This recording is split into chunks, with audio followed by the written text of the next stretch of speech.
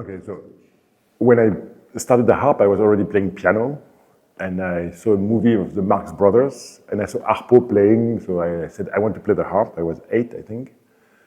And in the small town where I was living outside Paris, they only had one Russian harp and some small harps.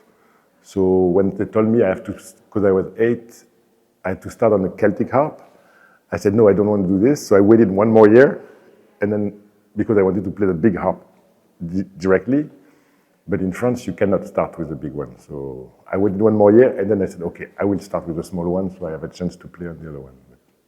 So the first time I touched a harp was a Celtic harp.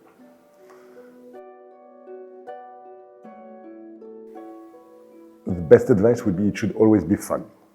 So if it's a struggle and if the parents are making you play, that's not it should come from the student. It should always be a pleasure, no matter what, if they want to be a professional or just for fun. And the other advice would be to have fun in the practicing. To not think of the result, but to find the joy of playing, to enjoy the process is the key, I think.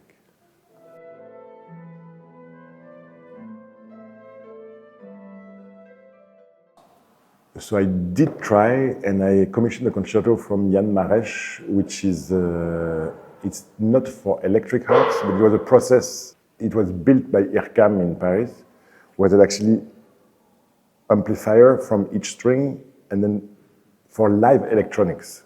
So it was not actually an electric harp, but it was a normal Lyon Healy that they electrified with microphones so they could do live electronic. And the point was to go above the orchestra, because one of the main problems when we have harp concertos is to come across the sound of the orchestra.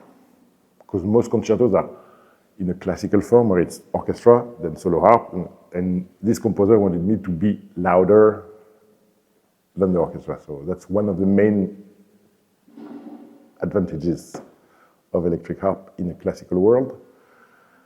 I did use an electric harp in the States once because I was doing some improvisation, and it was great with pedals of reverb and all the kind of effects, but I'm not a specialist, so I enjoy listening to it, but I haven't used it much. That's what I can say.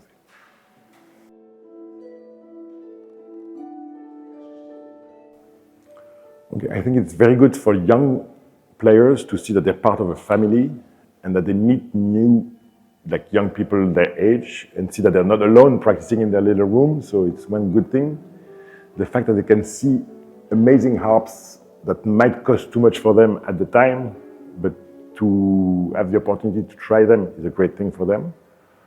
The other thing is when they get to see new teachers, it's another eye-opening event for them. And in France, I know that most teachers are very protective of their students, so they only get one, it's not one technique, but one view on music. So it's great for them to hear something else. And that's why events like this are great, I think.